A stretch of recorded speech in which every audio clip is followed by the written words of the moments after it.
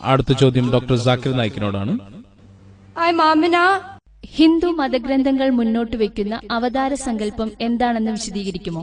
കൽക്കി അവതാരം എന്ന് പറയുന്നത് കൊണ്ട് ആരെയാണ് ഉദ്ദേശിക്കുന്നത്?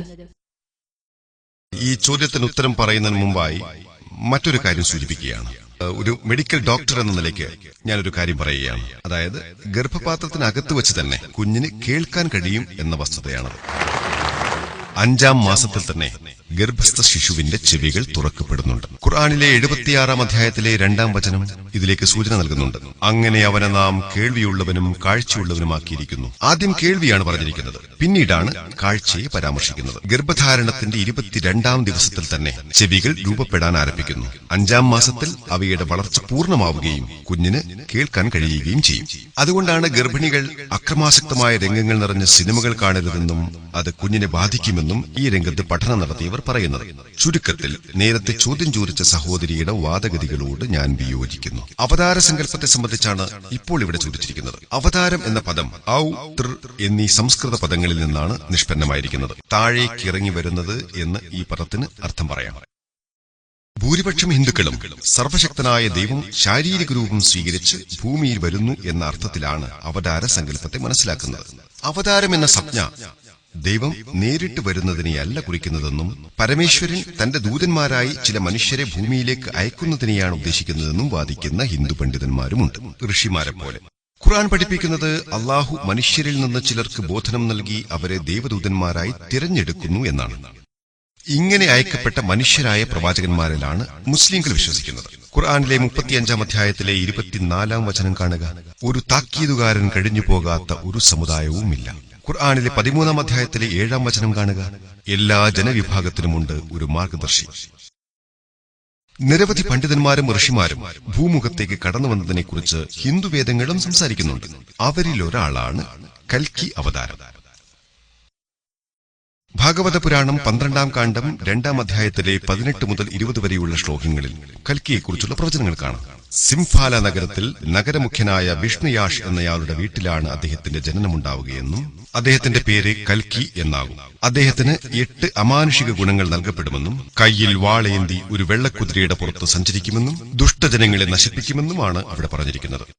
അതേ പുസ്തകത്തിൽ 1-ാം കാണ്ഡത്തിലെ 3-ാം അധ്യായത്തിലെ 25-ാമത്തെ ശ്ലോകത്തിൽ വ്യക്തമാക്കപ്പെട്ടിരിക്കുന്നത് രാജാക്കന്മാർ കൊള്ളക്കാരെ പോലെ പെരുമാറാൻ തുടങ്ങുന്ന കലിയുഗത്തിലാണ് അദ്ദേഹത്തിന്റെ ജനനമുണ്ടാവുക എന്നാണ്. കൽക്കി പുരാണം 2-ാം അധ്യായത്തിലെ 4-ാം വചനത്തിൽ അദ്ദേഹത്തിന്റെ പിതാവിന്റെ പേര് വിഷ്ണുയാഷ് ആണെന്ന് പറഞ്ഞിരിക്കുന്നു. കൽക്കി പുരാണം 2-ാം അധ്യായത്തിലെ 5-ാം വചനത്തിൽ പറഞ്ഞിരിക്കുന്നത് അദ്ദേഹത്തെ സഹായിക്കുന്നതിന് 4 അനുചരന്മാർ അദ്ദേഹത്തിനുണ്ടായിരിക്കുമെന്നാണ്.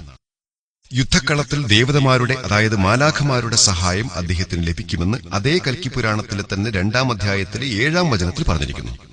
കൽക്കി പുരാണം 2-ാം അധ്യായത്തിലെ 11-ാം വചനത്തിൽ വിഷ്ണുയാഷിന്റെ വീട്ടിൽ സുമതിയുടെ ഗർഭപാത്രത്തിലാണ് അദ്ദേഹം ജനിക്കുക എന്ന് പറഞ്ഞിരിക്കുന്നു. കൽക്കി പുരാണം 2-ാം അധ്യായത്തിലെ 15-ാം വചനത്തിൽ മാധവമാസം 12-നാണ് അദ്ദേഹം ജനിക്കുക എന്ന് പറഞ്ഞിരിക്കുന്നു. ചുരുക്കത്തിൽ കൽക്കിയുടെ പിതാവിന്റെ പേരായി പറഞ്ഞിരിക്കുന്നത് വിഷ്ണുയാഷ് എന്നാണല്ലോ. ദൈവത്തെ ആരാധിക്കുന്നവൻ എന്നാണ് ഈ പദത്തിനർത്ഥം. മുഹമ്മദ് നബി സല്ലല്ലാഹു അലൈഹി വസല്ലമയുടെ പിതാവിന്റെ പേര് അബ്ദുള്ള എന്നായിരുന്നു. അതിന്റെ അർത്ഥവും ദൈവദാസൻ എന്നാണ്. അദ്ദേഹത്തിന്റെ മാതാവിന്റെ പേര് സുമതി എന്നാണ്. അതിന്റെ അർത്ഥം ശാന്തി അടഞ്ഞവൾ എന്നാണ്. മുഹമ്മദ് നബി സല്ലല്ലാഹു അലൈഹി വസല്ലമയുടെ മാതാവിന്റെ പേര് ആമിന എന്നാണ്. അതിന്റെ അർത്ഥവും ശാന്തി അടഞ്ഞവൾ എന്നു തന്നെയാണ്. അദ്ദേഹത്തിന്റെ ജനനം സംഭാല നഗരത്തിലാണെന്ന് പറഞ്ഞിരിക്കുന്നു.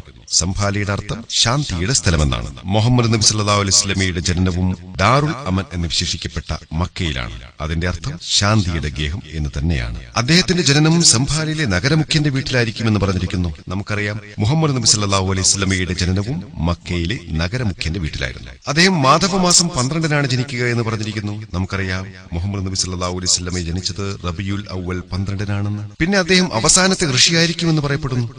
നമുക്കറിയാം, മുഹമ്മദ് നബി സല്ലല്ലാഹു അലൈഹി വസല്ലമയെ കുറിച്ച് ഖുർആനിലെ 33-ാം അധ്യായത്തിലെ 40-ാമത്തെ വചനം പറയുന്നത് മുഹമ്മദ് അള്ളാഹുവിന്റെ ദൂതനും പ്രവാചകന്മാരിൽ അവസാനത്തെ ആളുമാകുന്നു. പിന്നെ പറയുന്നത് അദ്ദേഹത്തിന് ഒരു ഗുഹയിൽ വെച്ച് ദിവ്യ വെളിപാട് ലഭിക്കുമെന്നും വടക്ക് ഭാഗത്തേക്ക് അദ്ദേഹം പലായനം ചെയ്യുമെന്നും പിന്നീട് തിരിച്ചു വരുമെന്നുമാണ്. മുഹമ്മദ് നബി സല്ലല്ലാഹു അലൈഹി വസല്ലമയ്ക്ക് ആദ്യമായി വഹി ലഭിച്ചത് ജബലുൻ നൂറിലെ ഒരു ഗുഹയിൽ വെച്ചായിരുന്നുവെന്നും വടക്ക് ഭാഗത്തേക്ക്, അതായത് മദീനയിലേക്ക് അദ്ദേഹം പലായനം നടത്തിയെന്നും പിന്നീട് തിരിച്ചുവന്നുവെന്നും നമുക്കറിയാം. 8 അമാനുഷിക ഗുണങ്ങൾ അദ്ദേഹത്തിന് ഉണ്ടാകുമെന്നാണ് പിന്നീട് പറഞ്ഞിരിക്കുന്നത്. ഇവിടെ പറഞ്ഞിരിക്കുന്ന 8 എണ്ണം വിവേകം, ആത്മനിയന്ത്രണം, ജ്ഞാനപ്രചരണം, ആദരണീയമായ പാരമ്പര്യം, അളവറ്റ ദയാപരത തുടങ്ങിയവയാണ്. ഈ സവിശേഷത മുഴുവൻ മുഹമ്മദ് നബി സല്ലല്ലാഹു അലൈഹി വസല്ലമയിൽ പ്രതിഫലിച്ചിരുന്നുവെന്ന് കാണാൻ കഴിയും. പിന്നെ പറഞ്ഞിരിക്കുന്നത് അദ്ദേഹം മനുഷ്യകുലത്തിന്റെ മുഴുവൻ മാർഗദർശിയായിരിക്കുമെന്നാണ്. ഇതേ കാര്യം ഖുർആനിലെ 34 അധ്യായത്തിലെ 28 വചനത്തിൽ പറയുന്നു. മനുഷ്യരിലേക്ക് മുഴുവനായിട്ടല്ലാതെ നിന്നെ നാം അയച്ചിട്ടില്ല. പിന്നെ പറയുന്നത് അദ്ദേഹത്തിന് വെള്ളക്കുതിര ഉണ്ടായിരിക്കുമെന്നാണ്. നമുക്കറിയാം മുഹമ്മദ് നബി സല്ലല്ലാഹു അലൈഹി വസല്ലമയ്ക്ക് വെള്ളക്കുതിര ഉണ്ടായിരുന്നു. അദ്ദേഹം തന്റെ വാൾ വലത് കൈയിലായിരിക്കും പിടിക്കുക എന്നാണ് പിന്നെ പറഞ്ഞിട്ടുള്ളത്. പ്രതിരോധത്തിനു വേണ്ടി നബി സല്ലല്ലാഹു അലൈഹി വസല്ലമ നിരവധി യുദ്ധങ്ങളിൽ പങ്കെടുത്തിട്ടുണ്ട്, വലത് കൈയിൽ വാളേന്തിക്കൊണ്ട് തന്നെ. 4 അനുചരന്മാരാൽ അദ്ദേഹം സഹായിക്കപ്പെടും എന്ന വചനം അബൂബക്കർ, ഉമർ, ഉസ്മാൻ, അലി എന്നിവരാൽ പൂർത്തീകരിക്കപ്പെട്ടിരിക്കുന്നു. പിന്നെ പറയുന്നത് അദ്ദേഹം ദേവതമാരാൽ സഹായിക്കപ്പെടുമെന്നാണ്. നമുക്കറിയാം മുഹമ്മദ് നബി ബദർ യുദ്ധത്തിൽ മാലാഖമാരാൽ സഹായിക്കപ്പെട്ടിട്ടുള്ളത്.